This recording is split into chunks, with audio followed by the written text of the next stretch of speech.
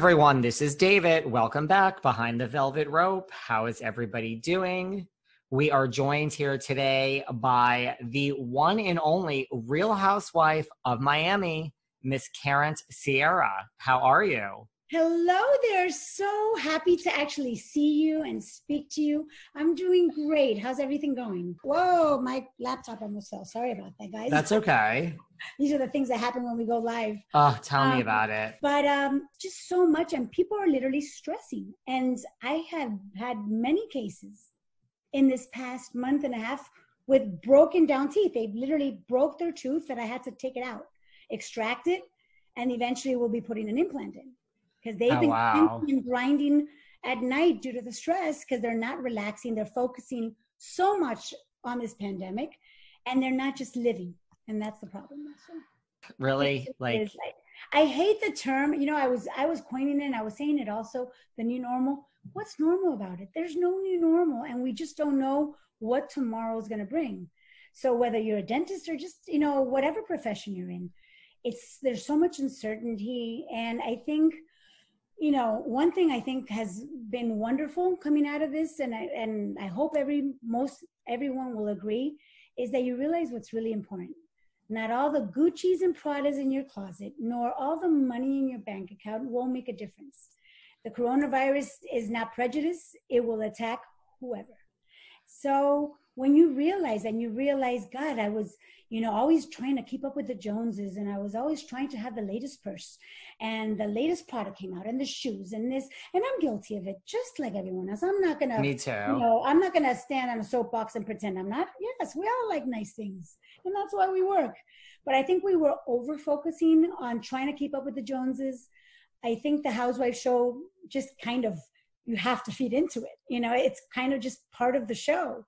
And I think because of all this, doesn't matter what clothes you wear. I don't think no one has been taking out their purses unless they're doing a virtual fashion show in their home.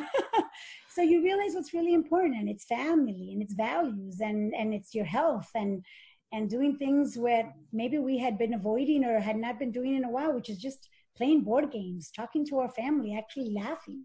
So I agree with all of that. Now, do you think the housewives are going to realize this? All of them? There's, you know, over 100 of them.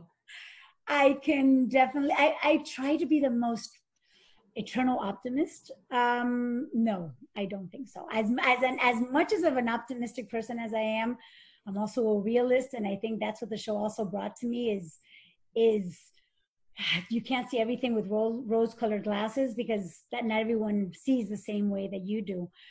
So no, I don't think so. And I'm not going to pinpoint names because I don't believe in that. There's no need for it now, but no, I don't. But if you don't come out of this pandemic a better person with better understandings, better morals, better appreciation for just life, then you haven't learned anything. I've been saying this the whole time. You know, now I truly appreciated life before. So I'm not sure like I'll learn that aspect of it. Because I really truly was one of those people who woke up every day and it's like I was happy like 99.9% of the day. That's how I am. Like, exactly. What problem do you have? Like I had no problem. No problems. You know what? I'm going to venture to guess. I'm going to move here because I'm a little more comfortable over here. That's fine. I'm going to venture to guess. Well, I'm the same way. And that's why I guess, you know, going back to relating to the housewives, people would criticize my smile because I choose to smile. I choose to see the glass half full. What are you going to do by worrying or by being, excuse my language, a bitch, or by being rude or being a diva? What do you gain from it? It's just not my way of living. Let's just say that. And did you ever think you'd be accused of smiling? You know what? That to me, when that came up, you know, and some of the housewives started saying, oh, yeah, all you can do is smile. Your smile scares small children. That was what they said. I'm like, okay, that's the worst argument you have for me? That I'm naive because of Rodolfo, my boyfriend at the time, you know, and I'm guilty. I think like a lot of women in society have been one or many times in their lives, but that I smile too much. If that's your critic, you know, that's your critique of me and my personality, then I'm not doing so bad. I'm not doing so bad. Then And I Seriously. I was astonished that that's what they were finding to criticize. Yeah. Like, did you ever think it was like a double-edged sword? Like, it also went to the fact that you were a dentist and, you know. Oh, absolutely. You know what? They'll find anything, you know, whether you're in a reality show or not, when you're in high school or whatever school, and you find those mean girls, they'll find anything to pick on because you drive the nice car. Oh, you drive the nice car, and they'll find something to critique on the nice car because you have good friends, or because you're pretty, or because you have this. You know what? It's insecurities, I would say, on their part. It's you know, I don't have what you have, so I'm going to try to bring you down with other people that won't even bother looking at the good. They'll just look at my critique and listen to me and say, yeah, that's right. Yeah, she's too nice. It's like jealousy. It's jealousy too. Yeah. And you just have to be comfortable with yourself. I will tell you, one of the best experiences that came out of the show for me was, all my life, people have known me since I was a little girl. I've always been like you, a positive person, a happy person. I'm human. Things would affect me. So I'm not going to tell you that 100% of the time I was always happy. Right. You know, things affected me and I would be sad one day, and then, or maybe 2 days. And then I would be like, Karen, pick up. You know what? Life goes on. Let's go. And I'd get over it, or I'd try to get over it, and I would get help, or just, you know, focus on the positive. And one of the things that best came out of the show was that I was always a people pleaser. And if I just met you somewhere, I wasn't the type of person that after you and I were friends and I would see you at a crowded party and you were at one end, I'll be like, oh, look at him, David. I'm going to wait till he comes say hi to me. And I'm like, oh, you know what? Get over yourself. I see you at a crowded room. If I finish saying hi to someone, I'm going to walk over to where you are and say hi to you. That whole diva attitude of like, well, they have to come say hi to me. You know what? I would do it. And that was always me. And if for whatever reason, let's say you had met me and didn't like me, I was like, okay, no, I'm going to do whatever I can to make sure he likes me because I'm a nice person. And when I got to the show, I remember speaking to somebody halfway into the season. It was a woman, and God forgive me, I can't remember who it was because I want to thank them. I'll never forget, I was talking to them and they were like, wait a second. Okay, you're having this problem with half of these women that they're criticizing you just for being nice. Why are you still trying to be nice to them? You know, and all of a sudden I was like, I stayed quiet. And they're like, all of a sudden she said this with like a snippety attitude, but in a good way. I realized what she was doing. She goes, who do you think you are? And I go, excuse me? She goes, yeah, who do you think you are? You think you're better than everyone? And I'm like, okay, why is she doing this to me? Yeah. We weren't filming. This is in private conversation. And I'll never forget, she goes to me, you think you're better than God? And I'm like, whoa, what? And she goes to me, yeah. And I go, why are you saying this to me? She goes, because you know what, not to get religion involved, but let's, you know, this is how the conversation went. Yeah. And they're like, okay, so God, Jesus Christ, when he was alive, was hated by millions of people, was attacked and died on a cross. And he didn't do anything and he was free of sin. So do you think you're better than him? That if he wasn't liked by everyone, how do you expect yourself to be liked? And all of a sudden, it was like a slap in the face, but a good slap in the face. It was like a wake-up call to me. I was like, whoa. No one had ever told me that or made me think of it like that. And I was like, gosh, this woman is so right. And after that, I realized, you know what? I'm going to be myself. I'm going to, you know, do whatever I can and just be me. And if you like me, wonderful. And if you don't, that's your problem. So out of that show is, I think I finally grew up and I matured in my way of thinking that, you know what, if you don't like me, I'm not going to break myself over backwards trying to convince you.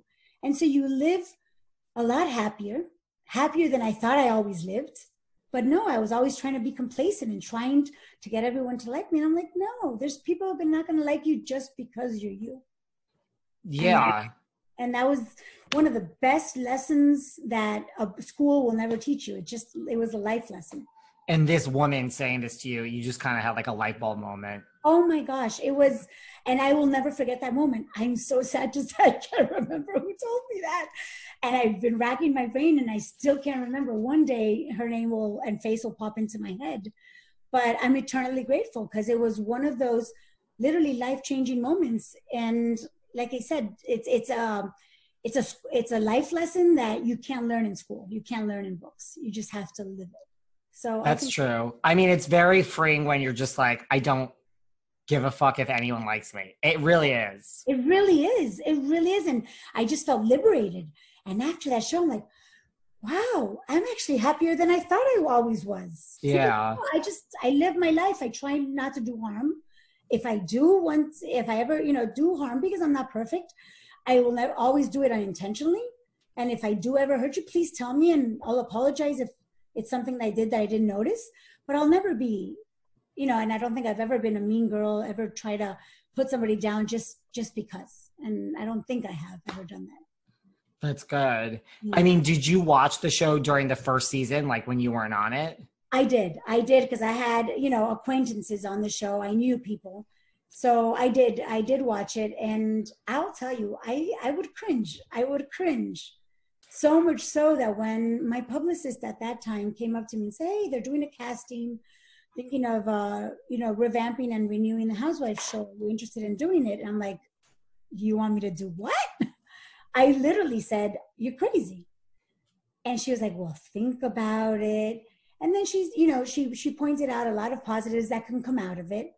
And I was like, okay, I'll have to look at the big picture, not focus at, just on that.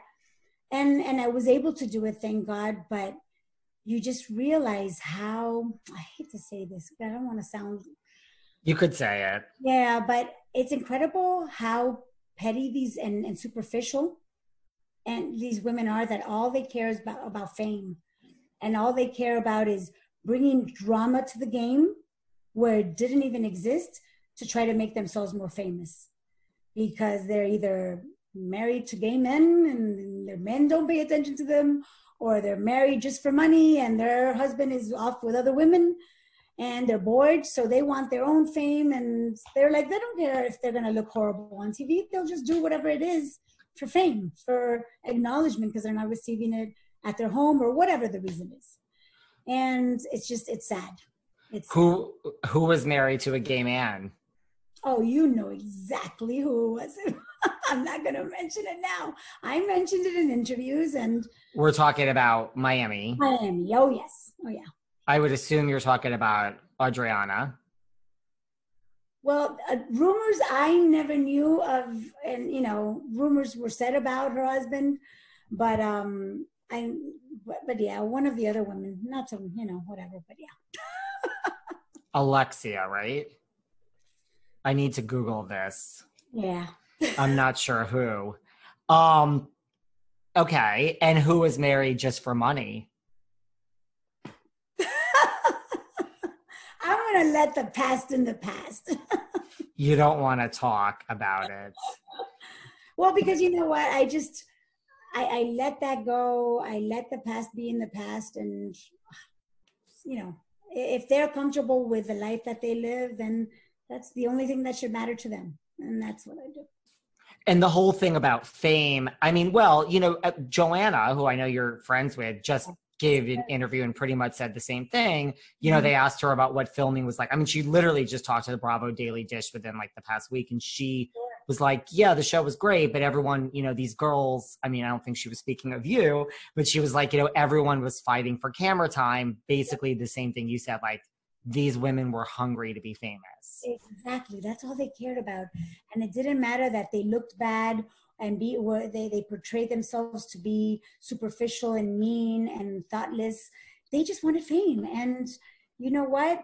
I stand for a lot more than just that. I think I'm a professional. I'm a dentist. I have a profession to worry about. I was not going to have my patients be like, oh my gosh, my dentist is, and not even for them. I do it for myself.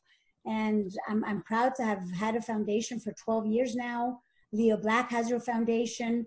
Joanna has a foundation that has substance. It's not about all just buying purses and shoes and jewelry. It's about, helping mankind and doing something that's unselfish. That's not just about us.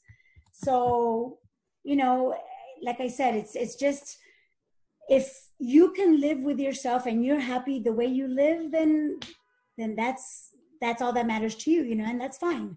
I can't live like that. I think I've been taught by my parents about giving back, about being grateful in life, about, you know, doing things to help others. And with my Sharing Smiles Foundation, I've been traveling around the world, literally, in Africa, India, Guatemala, Nicaragua, Colombia, going to all these countries to help, and not to make myself a saint. You know, like I said, I make my mistakes, but I know how wonderful it is to give back and to be able to help others. And it's not all about, you know, all the dollar bills and all the, you know, all the material things that you can buy, but it's about helping others. So that's what I try to concentrate on. I mean, that's great, you know. And what does your charity do exactly? Your foundation?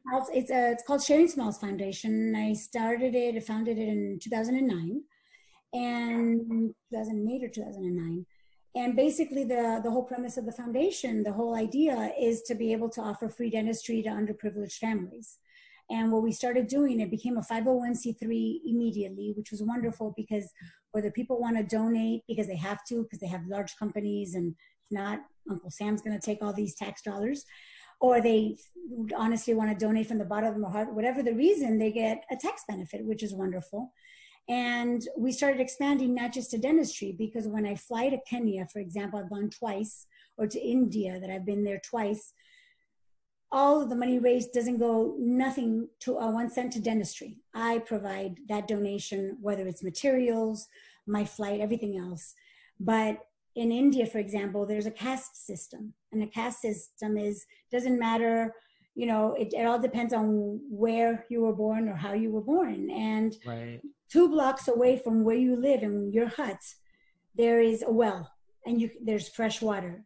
If you belong to a lower caste system, you and your family are not able to drink that water. And instead you need to walk 5-8 kilometers just to get a resemblance of water. And it's not really water per se, we're talking dirty, contaminated water. So what we were doing is we spoke to engineers and spoke to companies that build and actually dig the wells and actually build a water well for them. And we collected about, I think it was for 15 or 16 water wells in India. And so now these neighborhoods with really low caste systems that had to walk an hour and a half, 2 hours every morning just to get a resemblance of water, now have fresh water. And so wow. We did that. And it's very rewarding when you have all these families that are now able to live a healthy life besides the teeth that I treated. It's you're doing something for mankind, and you're doing something for someone that can never pay you back. And that's the idea of paying it forward, helping someone that there's, you know, maybe I pray to God that one day they would want to, but that they have no idea and they have no chance of ever paying you back. That's when it really matters, you know, right. Selfishly. I've been to India before. I mean, that's the real deal, you know, and I've been to Cambodia, but like India to me was the most eye-opening place I've ever been. It really is. It really is. And where we go, we try to find the area in that country that's the neediest. Now, India per se is an extremely needy country as is. It's very sad how many people are living in poverty. And imagine going to the poorest of the poorest part of India. So we would land in Vishakhapatnam, which is by the Indian Sea in the southeast corner of India. And once we landed, we would drive in a bus for about 4.5 hours to a small little town called Bobili, stayed at a school for the blind, and then every day drive an hour and a half different direction to go literally to the mountains where people never knew what a dentist was. They've never left the mountain. So wow. It was extremely difficult to see, and I'm an emotional person, so I'm not gonna lie to you, I would cry every day. I had my translator that would translate for me. I would learn a couple of words, but it's an eye-opener. It's an eye-opener. You get home and then you brush your teeth and automatically turn off the faucet, and I turn off the lights right away, and you appreciate so much more. You become so much more acute to all the sensations and all the things that you have around you that we take so much for granted on a daily basis. Completely. And by the way, my control room just told me that it was Alexia's husband, Herman, that you thought was gay. And listen, it's all coming back to me now. Yeah. I remember all this now. But no, I mean, I didn't mean to do a segue like that. But like, Oh, don't worry. That's okay. India is truly an amazing place. But okay, I now remember I know the reason you interviewed me is for the Housewives. No, it's about like everything. Philanthropic work. It's about you two. And like, who do you think the biggest, because I already know, I mean, who other people have said, but who was the biggest culprit of, you think, being there for the wrong reasons? Like the cameras and the fame. Gosh, you know what? I don't know if I could pinpoint one person. Let's be honest. And I'm going to be completely honest. We all wanted to get something out of this. I'm not going to lie to you. You know, regardless that I have my philanthropic side, we did it to get recognition. I'm not going to lie. That's the reason why I did it.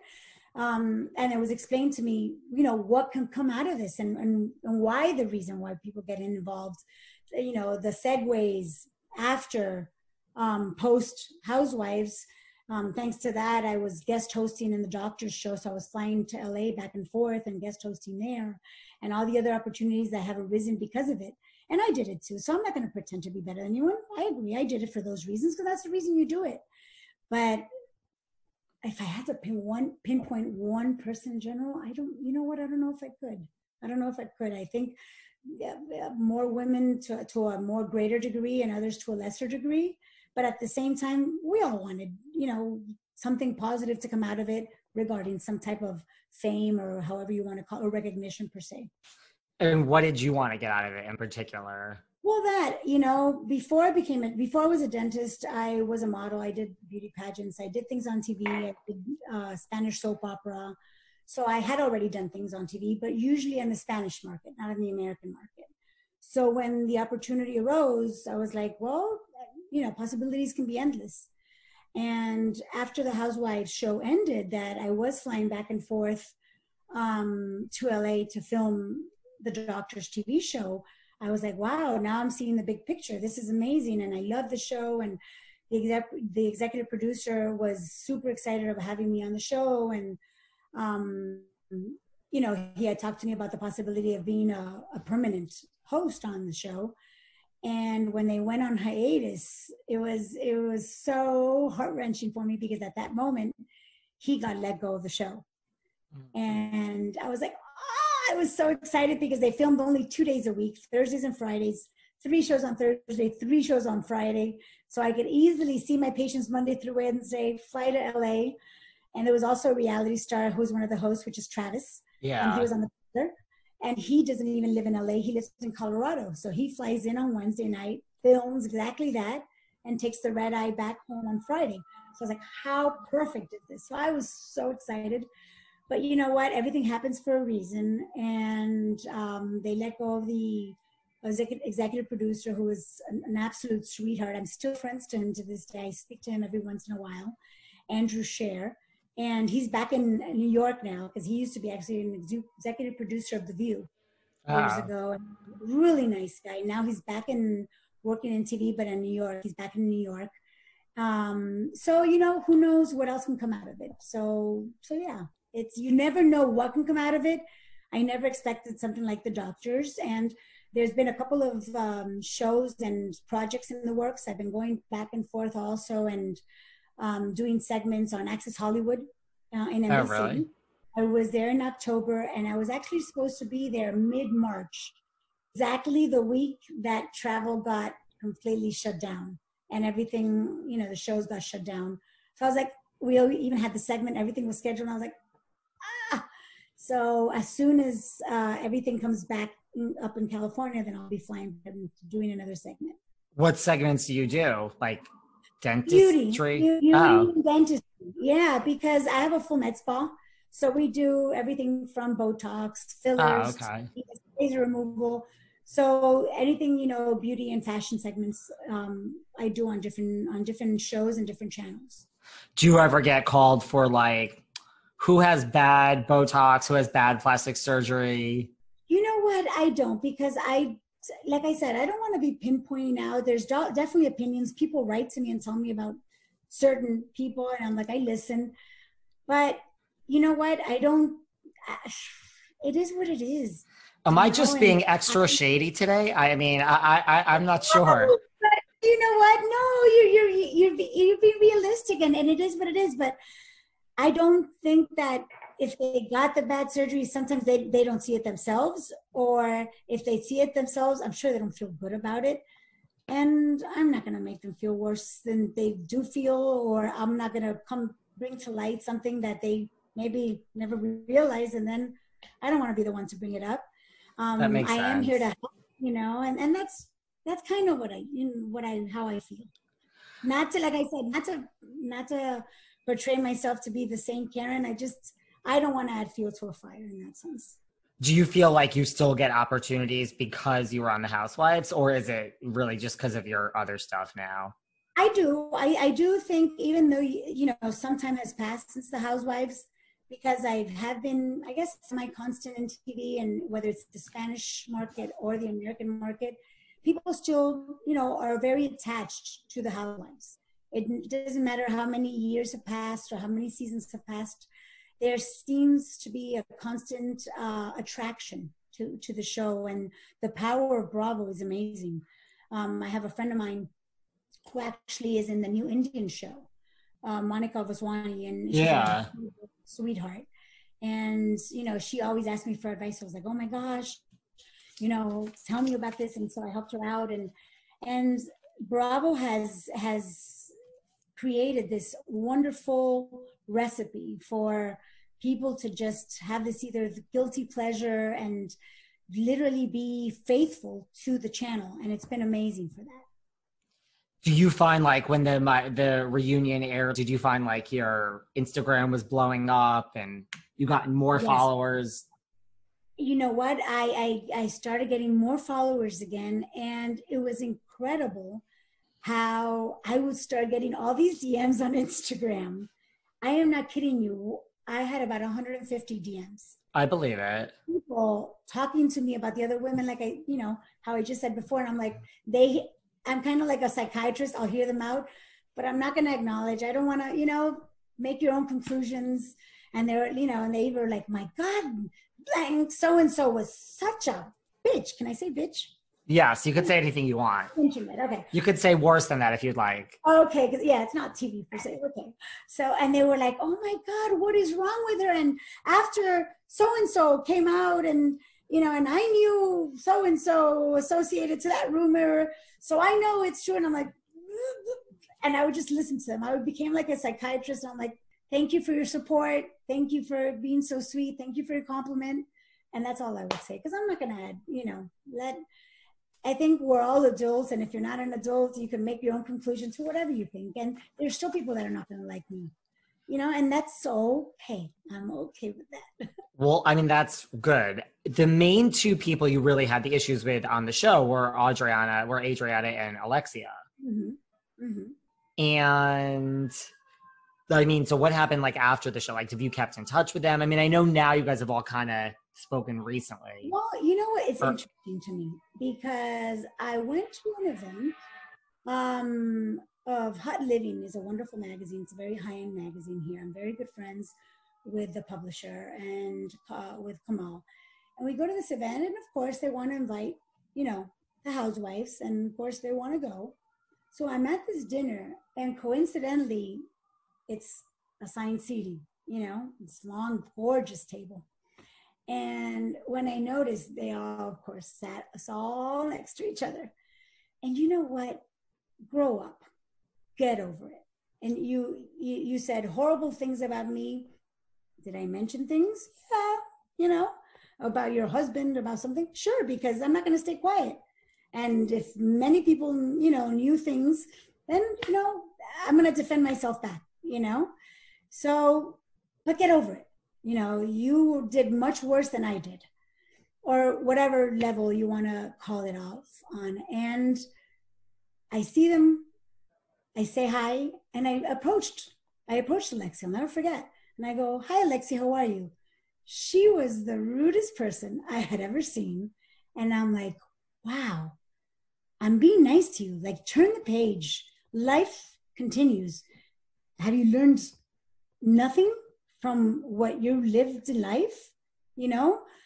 And some people will just stay in that rut. And I'm like, wow, I'm just, okay, that's, yeah. That's not, yeah. So she's like still holding a grudge because you called her husband gay. Yeah. May he rest in peace, because he was a wonderful man. I thought I would talk to him. He was an absolute sweetheart. So I have nothing wrong with gay, because I would say 98% of all my male friends are gay. I have an attraction to them in the sense that we just click. My best friend is gay. He's a plastic surgeon. And I have every single friend of mine, like I said, that I can think of, except for 2, are gay. So you just wouldn't expect any of your girlfriends to be married to them. That's all. Right. Exactly. That's all, and, but like I said, may he rest in peace. He passed away. But the opportunities and the times that I did have conversations with him in person, absolute sweetheart, super, super nice guy. But she wanted no part of you. Yeah. What about Adriana? You know what? With Adriana, I never had a beef with her. And same thing. I went up to her like I did with every single one at that dinner that were there. And she was, I guess, if I didn't say a little nicer, she was a little nicer than Alexia, but she was also like, hi, went on her way. And I'm like, okay, I did my part of trying to say hi, be sweet, and just, you wouldn't have to be best friends, but just be cordial. I think just be educated. You're at an event, you're at a dinner, there's about 60 people, but I'm not going to lose sleep over it. That's for sure. Is Miami small in the sense that, like, do you run into them in general? I mean, this dinner obviously, but like in general, or no? Miami is small, but you also, I have I've been in a serious relationship now for 4 years. And so now you value more time. Just, still go to events, and I still enjoy going to events. I'll still go to red carpets, but you minimize it. I don't have to go to an event every single week and be in every single picture. And hi, I'm here. I know who I am, and I love attending events, but I don't need to be out every single week, Right. To these events. And I'm tired, and I'm working. I'm a dentist. Sometimes I'm exhausted, and to get home and start putting tons of makeup on and heels, I'm like, okay, not today. Right. So that's why I don't run into them as much. And, and that's okay. What about Marysol? Marysol, what is interesting? Because, we didn't get along that well, like in the show. And I think she associated with some of the mean girls. I have no problem with Marysol. And last year I had just come back from Brazil, and I think I must have caught something when I came back from Brazil. Exactly a year ago, all of a sudden, from one day to the next, I got pneumonia, and I was hospitalized. I was in the hospital for 3 days. I'd never been in the hospital before in my life, and so it was shocking to get pneumonia just out of the blue. And at the same time that I was hospitalized with pneumonia is when Mama Elsa passed away. And I was so, so heartbroken and very sad for her to hear about this, as my father has passed away 4 years ago. So I know what it is to lose a parent. And in the show, I don't know if you guys remember my dad being very sick. He lived a couple of years after, and then 4 years ago, he passed away. And I reached out to her, and I sent her a text, and I couldn't even talk because the pneumonia was severe, Wow. Which was very scary. So I sent her a text, and I go, Marysol, I'm so sorry to hear about your mom, your passing. And she was really sweet and understanding. And I go, look, I would love to be able to attend the funeral. Just know that I don't think I can go. And I don't know if you would want me there, because I don't want to be presumptuous and make her feel uncomfortable if she didn't want me there. I just wanted her to know that I wanted her to send my condolences. And she was very sweet. She was extremely sweet. I have to honestly say it. And she was like, oh my gosh, I had no idea. Don't worry. No, I would have loved to have you there, but don't worry. I understand. How are you feeling? And even a couple of days after, we would still stay in touch. And she's like, how are you doing? How's everything?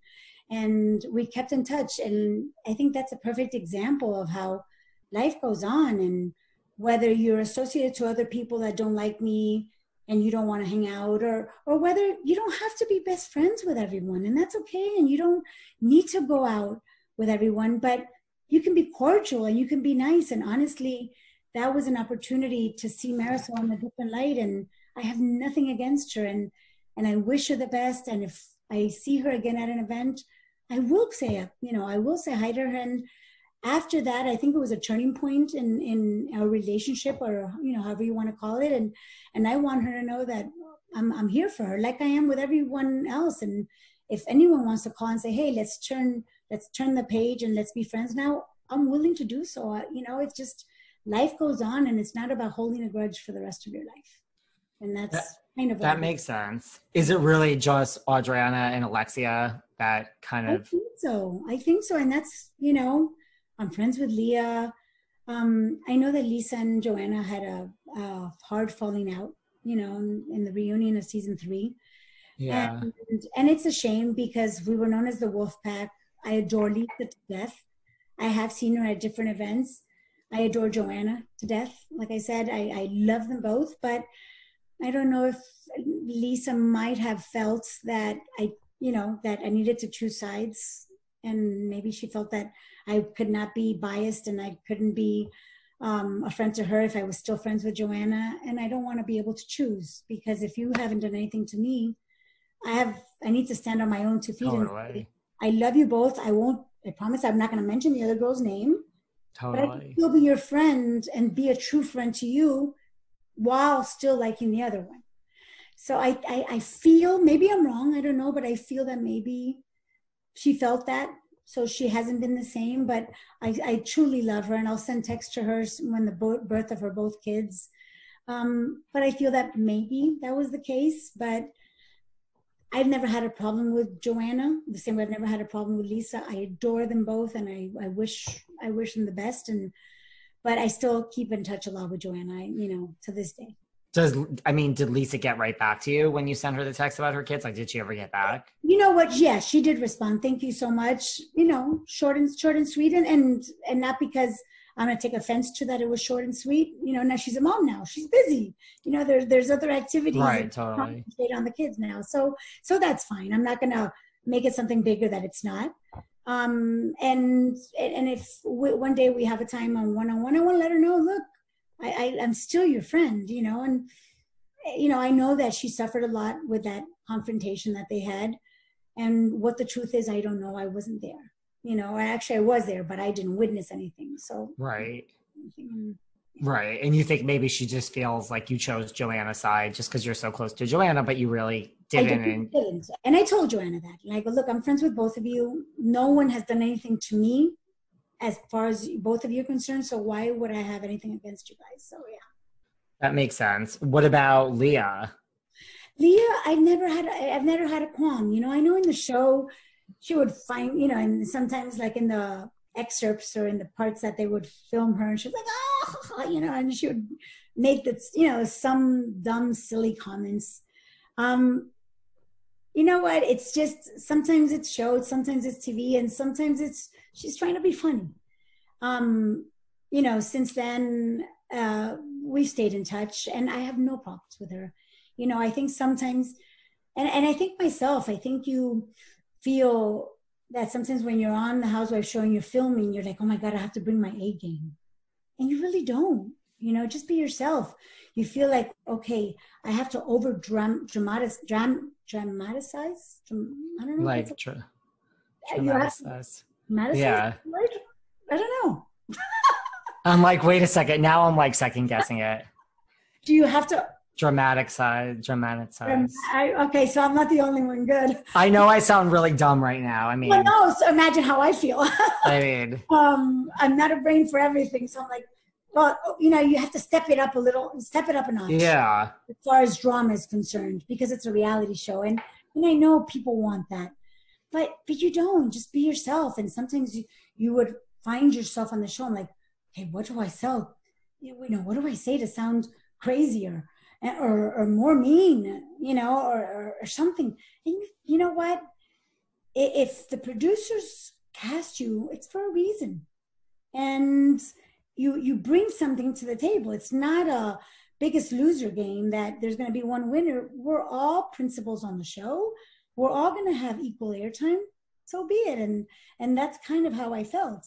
So yeah, that's, you know, some people to step up the game and will say some things. And I think sometimes there was oh God, I'll never forget. And I look back on it, I'm not going to lie to you, I cringed. Yes. There was an event, and of course the way editing, how they edited was also, you know, they make it look even worse. And I think everyone, whether they want to recognize it or not, cringed at some point throughout the different episodes. And I can't remember, we were at a little Lighthouse Foundation party, and I was with my then boyfriend, Rodolfo. And I don't know what we were talking about. We were saying about someone kissing and someone doing something.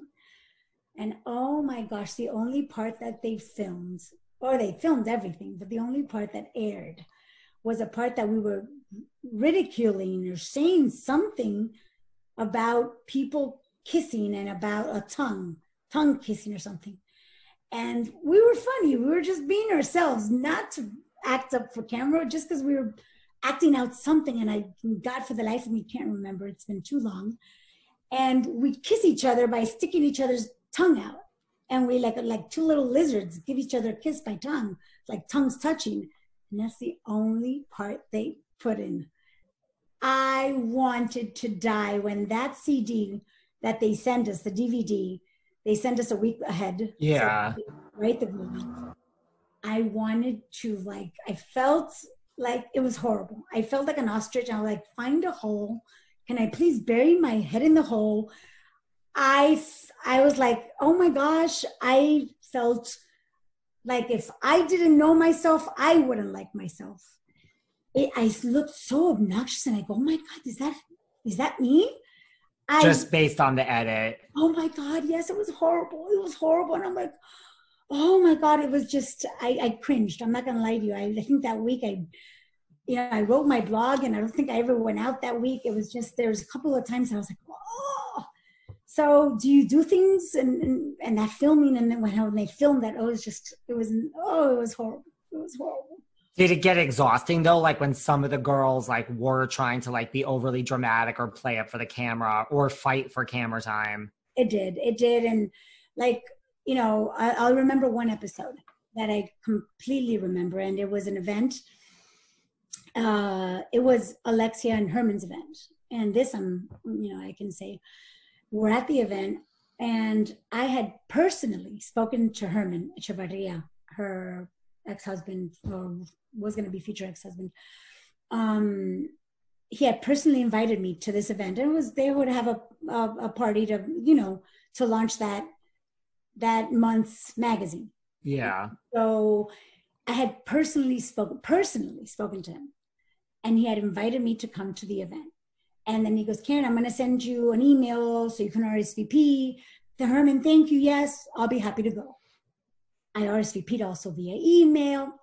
Okay, the party starts happening. It's in a hotel somewhere in downtown Miami. And, obviously they're filming. So we get mic'd up. I get there. Then I get to, where all the girls are sitting down, and I'm sitting there. And Alexia just wanted to step it up. And once again, sound and look as petty as she always did. And she formed a show like in front of everyone, started screaming at me that I just try to appear at every single red carpet, every party, even without being invited to. And that I wasn't invited to this party.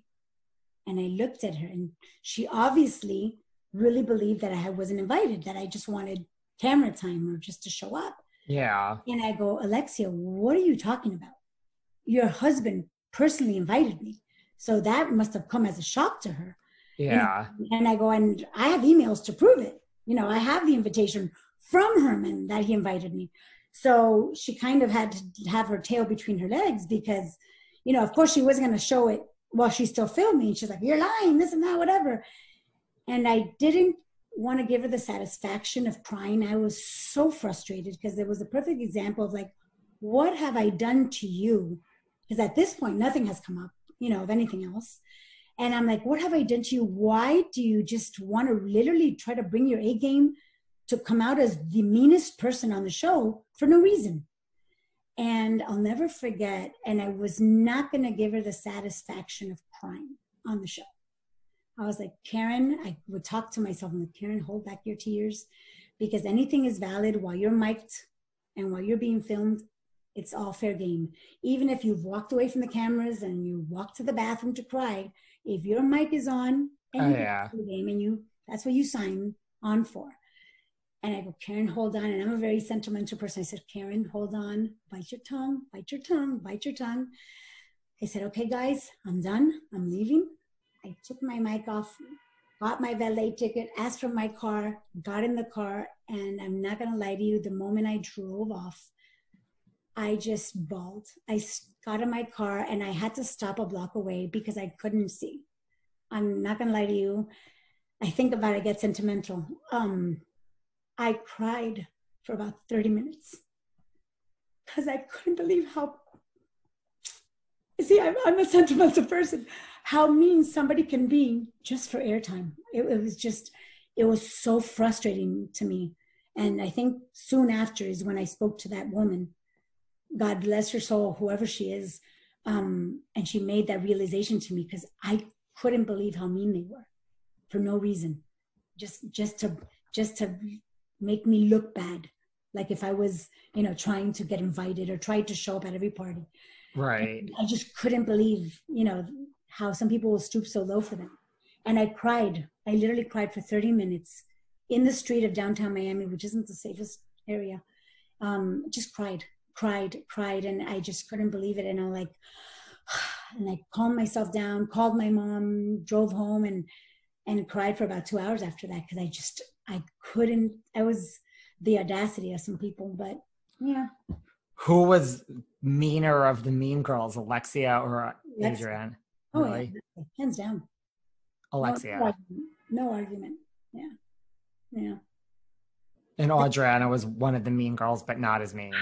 You know what? She was one of the mean girls, but it was interesting.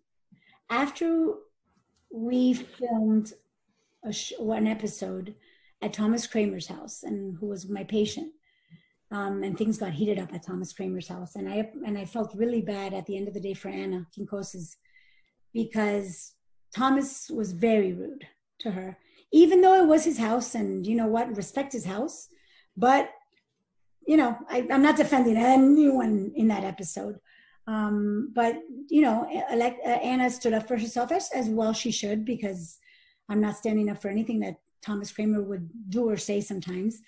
When we finished filming that day, we're having a dinner at his house, and the mics get turned off, cameras are stopped rolling, all the producers are packing things up, and I'll never forget, Adriana actually apologized to me.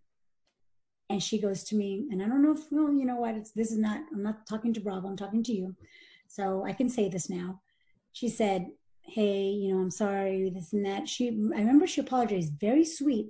She goes, we just have to step it up if we want another season. And then all of a sudden I realized Adriana really isn't mean, or maybe she's a mean side. Like we all may have mean sides at one time in our life or others. But then I saw another side of Adriana. She was doing it, and that's valid, because she wanted another season out of this. She wanted something more to come out of this, as other businesses can arise from this wonderful show. And she was just stepping up her game for that. But she at least let me know, even after that show, after that episode of filming, aired, or after that event aired. And I was like, I saw her in a different light. And whatever else she could say to me at any other time, I'm getting it. Let's be real. There was a purpose for her doing that. And she let me know it. So I'm like, wow. So I don't see her like that. And whether she's convinced because she hangs out with other girls or whatever, or her thoughts have changed or whatever the reason being, but she told me that. And so I was like, okay, I get her. I understand it. I'm not going to judge. I'm not going to criticize it. Everyone, I understand her now. So the only person that was ever that vindictive, that malicious, that cold-hearted was Alexia. Right. And you're basically saying like once Adriana pulled you aside, it was almost like, this is why I'm doing this, which right. Like to your point, that's understandable. Understandable. There's cameras. You know what? This is not a philanthropic TV show that we're all supposed to be showing love. And I get it. Right. But when you're being malicious just to be malicious, then I have a problem with that. You know, it's just bring up your A game and say, hey, let's do this. And then you can say this and we'll bring it up a little bit. And let me see if I agree to it, you know, and then I can agree to be mean somehow, you know, and let's plot amongst ourselves, but they plotted only amongst their existing friends. And yeah, no. And I was going through a horrible situation with my father. He was being hospitalized, his pacemaker at that time. It was horrible. It was horrible. I had to fly back from Bimini also at another event and literally had to fly back, emergency. Wow. With my father literally almost on his deathbed. Thank God he wasn't. He lasted, I think, 2 or 3 more years, 2 years after that. But that's good. It was horrible. You know, and in one of the episodes, you see me crying and say, look, this is what's important. I'm not focusing on anything else. But that's also you're focusing on is just being petty when my dad is dying and I need to rush home. And I had to get a commercial flight and fly back home. And it was just horrible. Yeah. Yeah, that's a lot to go through when you're filming. Yeah. And with Alexia, you felt it was all real. Like just. Yeah. Unfortunately. Interesting. Well, I mean, it's so many years later that they, you know, I mean, I'm kind of like you. I'd walk up to anyone years later just to let bygones be bygones. Bygones be bygones, exactly. And like I said, I came up to her, I was like, hey, Alexia, how are you? Her reaction was just, I was like, okay, have a nice afternoon, nice night, and just kept on with my life. Yeah. And then you have like an Anna who was like kept out of most of the drama and just. Yeah. And Anna lives literally about 4 blocks away from me now. And we actually just spoke 2 days ago. I have no problems with Anna, you know, I don't, 0 problems. And, you know, and she was an accomplished attorney and had a wonderful profession herself. And, you know, like I said, we're not best friends either. We don't hang out every day, but we realized, okay, let's move on. Let's get past this. Let's focus on what's more important. So. What about like Mama Elsa as someone involved in the show, you know, because I mean, a lot of fans have said things like, you know, it was Mama Elsa's show. I mean, she had a spinoff. It was. She was loved. She was loved by many people. For whatever reason, she had a magnetic personality. She was funny. She was very funny. So 99% of what came out of her mouth, whether you agreed with it or not, also with that accent, you know, it's like kind of like the Sofia Vergara of the Modern Family. It's that accent is funny. You know, us as Hispanics, I don't think I have an accent, and you know, Anglo-Americans say, "Okay, you have an accent." I'm like, "No, I don't." I'm like, "Yes, you do." I don't realize I have an accent. People say I do. Go figure, you know. But that accent, her personality, the things that she would say, she didn't have a filter, and God bless and may she rest in peace. Also, she was loved. She was loved by many, many people, and it was her show. Who cares? Like I said, it wasn't a competition. It wasn't like, you know, she wasn't a principal cast member, but she ended up being a principal per se, you know, because she was witty. She was witty. And she had a following after being on the show. She definitely did. She did. Did you, I mean, having watched the first season, like you said, did you have any reservations about doing the show? I mean, like, I know you. Oh, yeah. I did have reservations. But I honestly went in with it very naively thinking, oh, I got this. I'm just going to be nice. I'm going to be myself. I'm going to kill them with kindness, because that was the quote that came out of the Miami Herald in the newspaper. That was the whole fight that Joanna defended me and then ended up getting punched, poor thing, by Adriana because of it, which after I was, vindicated and proven that I didn't say everything else, that all I did say was, kill them with kindness. And that's my philosophy. Right. So, yeah, I went in very naively thinking I got this. It's okay. I know how to act. I'm going to behave. And no, it was, yeah. Like the example of driving home that night, there was a couple of other times when I did. Yeah. Just lost it. Yeah. Yeah. Not in camera, except for obviously with my dad, because that's a different story. Right. You can't hold back tears. But there's other times that I would get that, mic turned off and literally start crying the moment I was by myself. Because I'm like, I couldn't understand. How can you live with yourself by just doing this and be happy about yourself, So, you thought you were just going to come in and you're like, I saw it the first season on TV, but I'm just going to kill them with kindness and make it fight, but it's going to go different for me. Exactly. I literally thought, I got this. Yeah, no. I was so naive. It was a life lesson. Like I said, it was definitely a learning lesson for me. Would you ever do the show again? You know what? I've thought about it and I've been asked the question. I think I would, believe it or not, because, the different examples that I've given you, I think the life lessons that came out of it, the good definitely outweigh the bad. It sounds ironic. It sounds weird. As much as I suffered, I think I came out such a much better person because of what I suffered. And it's horrible because you don't know good until you have bad. You don't know what real happiness is until you've really suffered.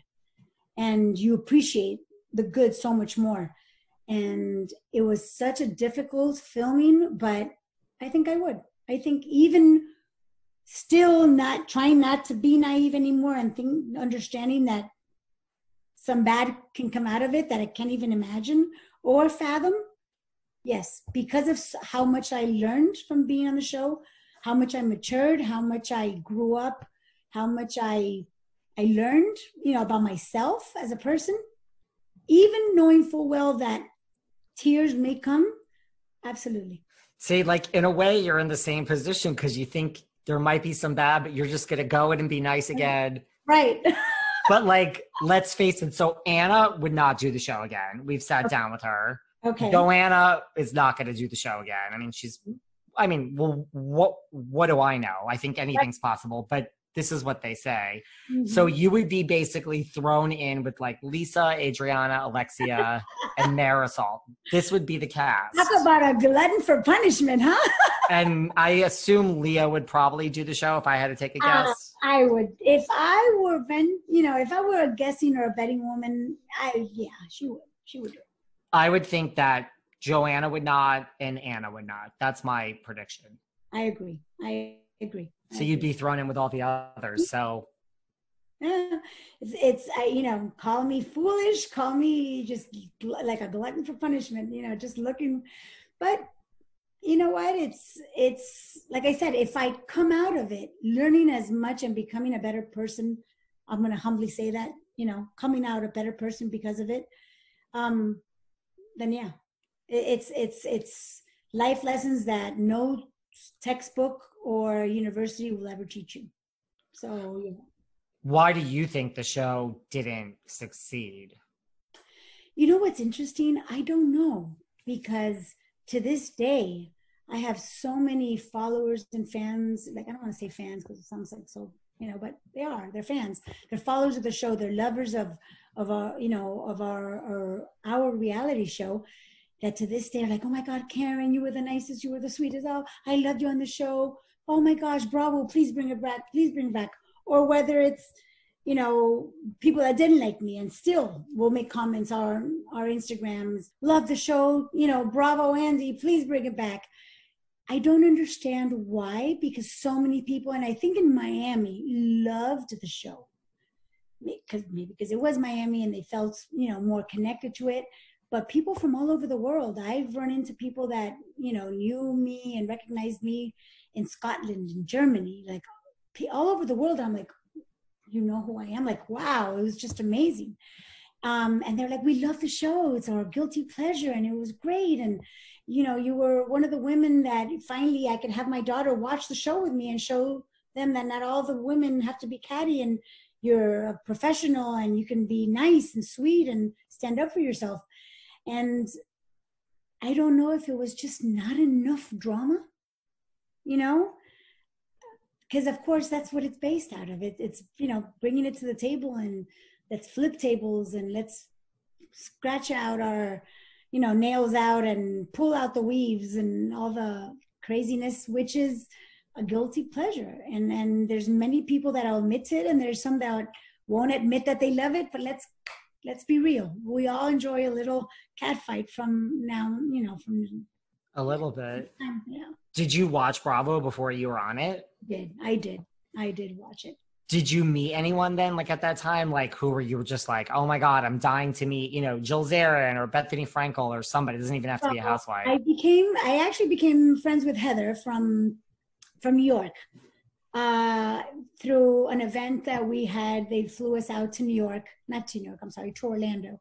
And after that, when she would fly down with her husband to Miami Beach, we hung out. Sweetheart, absolute sweetheart, who I love, Heather Thompson. And then it was really nice because it's kind of like a sorority, because sometimes you know of each other, you follow each other on the shows, but no one has ever introduced you. And I was in LA filming a TV show in the Hispanic market. And I decided to go to Villa Blanca, which is Lisa Vanderpump's restaurant. And when I got there, I went there with Mauricio's from Beverly Hills, Kyle's husband's, who we had a mutual friend in Miami. My publicist is actually friends with her because she's also Mexican. She goes, my gosh, you have to meet her. You're going to love her. We hit it off immediately, and we became friends, and we're like, oh, let's go. She had never been to the restaurant either. And we're like, let's go. I want to see the restaurant. It looks so beautiful on the show. Let's go. You know, we'll have dinner there. So we show up to dinner, and I get there, and Lisa was a doll. She literally, from the moment I walk in, happened to be in the front. She recognized me right away. She was like, oh, Ken, darling, look, it's Karent from Miami. And I'm like, wow, she knows who I am. You know, because I admired her. I thought she was such a beautiful woman and so classy and elegant. And I was like, you know each other. And she was an absolute doll. Ken was with Jiggy. And I got to meet Ken. Ken was a sweetheart. I was like, oh, it's so nice to meet you. And we're talking. I remember even taking pictures with Jiggy, and we took pictures together. And she was an absolute doll, and she comped our dinner. And I was like, no, you don't need to do that. You don't have to. And, you know, an epitome of a very classy woman, wonderful sweetheart. So it was wonderful meeting her. And then just recently, I had the opportunity of meeting Teresa. We were at a fundraiser here in Miami, and it was a fundraiser for Paws for Rescue, for dogs, for rescue dogs. Yeah. And we sat in the same table, and we had a conversation. And yeah. So, and you know what? She was a doll. She was really sweet too. Really, really sweet. So yeah. So that you're meeting different people. That's good. Do you watch any Bravo now? I do. What's like your favorite now? You know what? I love the Housewives of Beverly Hills. I'm not gonna lie to you. There's nothing wrong with that. I love it. I don't miss it. I love the Housewives of New Jersey. And now that I actually know Teresa, you know, to know her is to love her. She's, you know, we're all human. We all either make mistakes. Some people show it on TV. Some people don't. You know what? You just can't be scared of just showing it out there, and people will criticize it, and people will criticize you whether you're on TV or not. Totally. Well, make a living out of it, you know? And I would agree with that. And good for her, you know? Who's your favorite Beverly Hills housewife? I had met, I think Kyle is awesome. And I think because I guess I have an attachment, I have not met her because of her mother-in-law. But I had met Lisa Rinna about 5 or 6 years ago. I was invited to an Oscar party at the Beverly Hills Hotel. And a lot of celebrities went to that party. And this is before Lisa Rinna was even a housewife. And so we're at the event, and I'll never forget, I can't remember his name, even the guy that used to be the Incredible Hulk back when I was little. Lou Ferrigno? Lou Ferrigno. Lou Ferrigno was there. I remember I took a picture with him. I was like, oh my gosh, you were like a major star. You know, he's little, this, you know, show that I would see every day. And many celebrities that weren't, you know, at the red carpet of the Oscars were invited to this event. And I was fortunate to be invited. So we went, and it was amazing. And Lisa was so sweet. She recognized me from the show, and we talked, and I met Harry Hamlin, and she was just a doll. I loved her personality. She was just a bundle of energy, so sweet. Like if we had known each other for years, and it was a pleasure seeing that, because she, even though she's a celebrity in her own right, she hadn't been on the Housewives show yet. And she's definitely more of a celebrity than a reality star is. Right. And so the fact that she recognized me and wasn't, you know, a diva saying, oh, you're just a reality star. Right. You're a celebrity. She was a doll, absolute doll. And I love that about her, because whether you say a reality star is a star or they're not, let's be real, you know, there's other celebrities that are more important or more recognized or more worthy of being a celebrity per se. Totally. And the fact that she was just a sweetheart, and I really like following her and seeing her, and she's just hilarious. I think she's funny. She's very funny, very funny. Like her Instagram is unbelievable. It really is. She's a doll, and she lives through real life, you know, situations with her daughters, you know, and like she says, she's not afraid to bring it out there. It's reality, and hopefully a viewer will relate and understand and somehow feel that they're not alone, because look, this is reality. This is what goes on, and we're not perfect, and neither are our children, and they make mistakes, and you just go on. So yeah. That's true. You know what? It's about life continuing even after Housewives and growing up. And I hope everyone learns something from it. I hope we all grow and become just better women, even if your idea is to want to continue or not to continue in the Housewives, or whatever it is that your life or the route that life may take you is, you know, just understand that every woman, every person that you face is somebody's daughter, is somebody's mother, is somebody's friend, is somebody's sister, or somebody's brother, and just treat people like the way you want to be treated, you know. And that's and not to, like I said, not to stand up on a soapbox. No, but that's, if people learn to live like that and stop being, you know, prejudiced, and stop being racist, and stop being, everyone's equal. Everyone's equal. And that's, I think, a lesson from this pandemic is people should be taking, is just treat people how you want to be treated. And just, life is too short to be, you know, pondering on material things or superficial things or things that really don't matter. It is. I agree. I have to smile. I have to promote my work. So whoever wants a smile makeover, veneers, Botox, Juvederm, you name it, give me a call. We're open. I am about 7 blocks away from my office, so I'm blessed. I have no traffic, thank God, ever. And I need a major touch-up. So if I don't get my forehead shot up before I fly it to Miami, I'm going to be stopping over so you can shoot my head up as well. David, I will shoot you up. Thank you. That'll be my gift to you. That's all I want. Just some Botox and a drink with you, Karent. That's it. I'm very simple. It's deal. You know what? Life is life. You know, it's the KISS principle. Keep it simple. Exactly. So I'm happy to do that. I would love to get together with you. Thank you. I really appreciate it. This was amazing. I appreciate you taking your time. I know you're busy. Of course. No, thank you so much. Today was actually more of a calmer day. So I'm not in the office today because I'm just hanging out, working out as much as I can, you know. That's another thing. I mean, but we'll keep in touch on text. For sure. Definitely. Definitely. Awesome. I really appreciate it. I love you dearly. Love you too. Take care. Thanks for listening to yet another episode of Behind the Velvet Rope. Because without you listeners, I would just be a crazy person with voices in my head. And if you like what you hear, subscribe on Apple Podcasts under Behind the Velvet Rope. And when you're done subscribing, feel free to leave a 5-star write-up review. because the write-up reviews actually count. We read each and every one of them. We post the best ones, and the reviews really help our shows keep going. And we really appreciate everything you guys say, especially the positive ones. And if you want to find us online, we're at Behind Velvet Rope on Instagram. We are at David Yontef on Instagram. We're Behind the Velvet Rope on Apple Podcasts. Or head on over to Patreon, because you know what? There are just some things we can't talk about here. So for our bonus episodes, go to Patreon and type in Behind the Velvet Rope. And if you still aren't sick of me and you want more David, go to Cameo and book me on Cameo. And you can ask me anything there. I'll answer whatever you want. And I have a bargain basement price of $10.